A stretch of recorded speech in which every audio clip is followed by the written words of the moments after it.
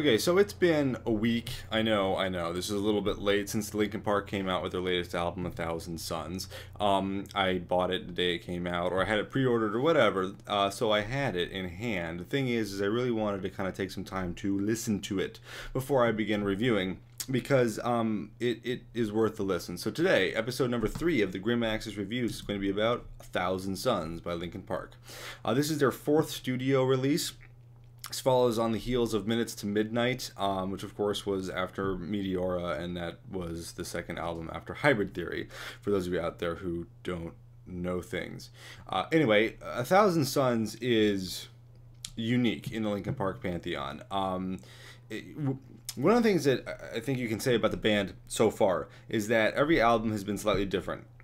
Now, Meteora was most like Hybrid Theory, in that it was kind of a refinement of what they had brought to in their first album. The second one, or the third one, Minutes to Midnight, kind of added some stuff. It was a little bit slower, a little bit more variety, and 1,000 Suns is just like totally different.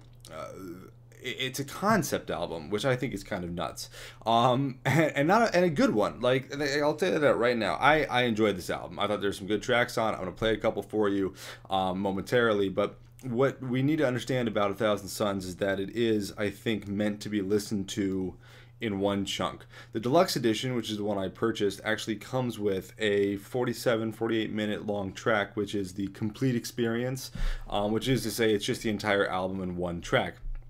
And I think that is probably how this is meant to be listened to, because honestly there are a lot of tracks on there that aren't anything other than transitions or kind of mood pieces. It feels more like a Tool album in some ways than it does anything Linkin Park's ever done before. What we're going to do is I'm going to start off, I'm going to play a little track. This is an excerpt from the song When They Come For Me, which is the 3rd or 4th song on the album, and take a quick listen.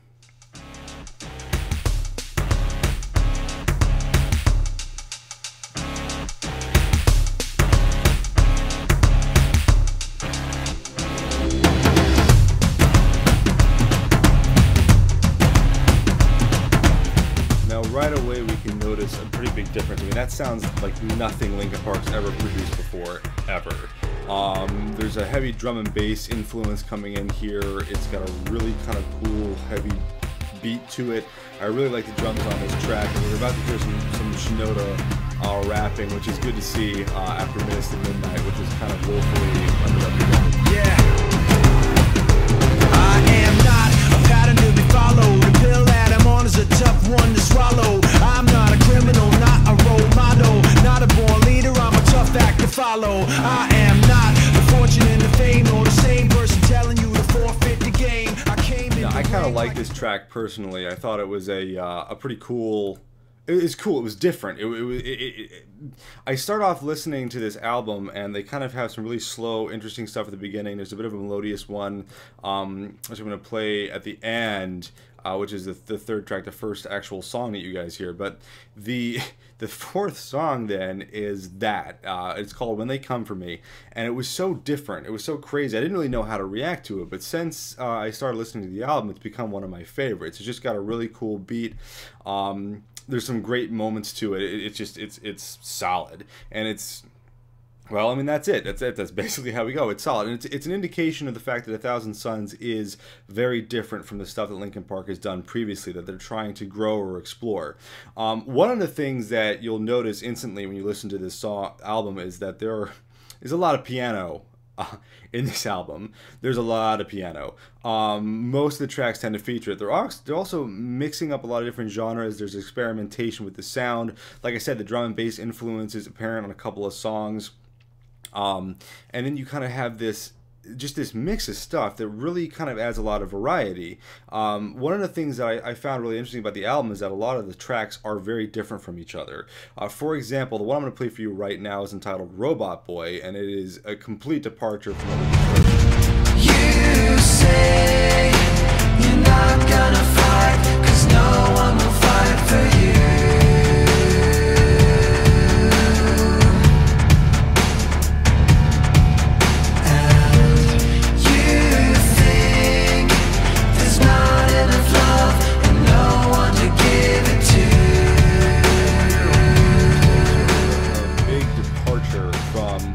Previously easily. It's a completely different sound, but it's still very Linkin Park. And I guess one of the things I want to stress in this review is the fact that as different as this album is, I think it's still very much Linkin Park. I think you can hear sort of their influence. I think you can hear they have a distinctive sound, and while it's not the same as it was in Hybrid Theory, it's still very much them. And that's something I really appreciate when I'm listening to music, when I'm listening to musicians. For example, the band Five Finger Death Punch, which has probably one of the greatest names ever, released their second album, War is the Answer, and I picked it up because I liked their first one all right, and it's pretty much exactly the same except more boring, and I get tired of that. You see that a lot. Like I just reviewed Asylum, was the first one of these I did as Disturbed's latest album, and while that is very much a refinement of their sound, they're not doing anything different with it. And when you have tracks on A Thousand Suns like this one, which is called Wretches and Kings, To save face, how low can you go? Chuck a lot of game, but yet you don't know. Static on the way, make us all say whoa. The people up top push the people down low. Get down and obey every word. I mean, that's just awesome. Like that's an honest, just how to rap, and that's something that is again very different from what we had heard in previous albums. And what we're gonna do. Ultimately, I think one of the things you have to remember about Thousand Suns is that it is a concept piece.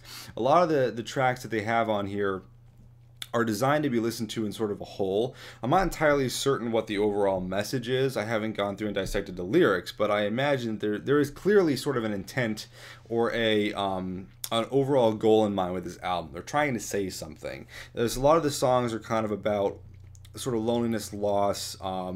If you look at the music video for The Catalyst, for example, there's definitely a sense of a Rage Against the Machine-esque rebellion against a fascist or a totalitarian society of some kind or other, or a feeling that is what's present. I don't think this album is political particularly. I don't think they're talking about anything current, but just like in Minutes to Midnight, where there were definitely some overtones about the war and about soldiers, about things that were happening in Iraq, Afghanistan, I think that's still present here. In a couple of tracks where they're mentioning, well, there's a number of things, and one of the bridge pieces that kind of goes between a couple songs is, if I'm not mistaken, it's a sound recording of one of the guys who developed the atomic bomb, giving his famous quote, "I am become death, destroyer of worlds," which I didn't realize was actually a quote from Hindu text, and it's something Shiva says to a young prince, and I thought that was, one, totally awesome, and two, it is indicative of the kind of tone or the things that they're trying to talk about with this piece. The last little clip I'm going to play for you, actually, and to sort of wrap this up as I give my final verdict, is from the song Burning in the Skies. Now, this is the first song that you hear on the album that's an actual song. The album starts off with a couple of sort of more ambient pieces and instrumental style pieces, but then it gets into this, and it's a good track. I think it really sort of set things up nicely. And I guess if I have a final verdict all about this album, it's that it is 100% worth you checking out. I don't know whether or not you're going to like it, honestly, because I don't know why you got into Linkin Park. The thing about Linkin Park is that there are, between the 4 albums now, I think a broad range of people that could enjoy their music, but they're probably not going to enjoy all of their music. This is a band that is continually trying to push sort of what they can do and is trying to experiment with new stuff. And I think with A Thousand Suns they really succeed. But is it for everybody? I strongly doubt it. If you're a huge Hybrid Theory fan but you didn't like Minutes to Midnight much, then you're really probably not going to like A Thousand Suns. I would say check it out, give it a listen, borrow it from a friend, listen to it all the way through in one sitting. That's the best way to listen to it. There's some really good bits in here. You know, Chester does some great, actually gets a chance to sing. Like, it's not just him screaming like we heard in Robot Boy. He kind of has some melodious bits. There's some good Shinoda raps that I really appreciate. I think some of the songs in the middle are a little and the last song, the end capper, is not very good, frankly. I didn't like it very much, but overall, and as a contained whole, I think it's a great piece. It's well worth you checking out. So we're going to leave you with Burning in the Skies. Like I said, this is the 3rd album or track on the album, and enjoy, Space Cadets.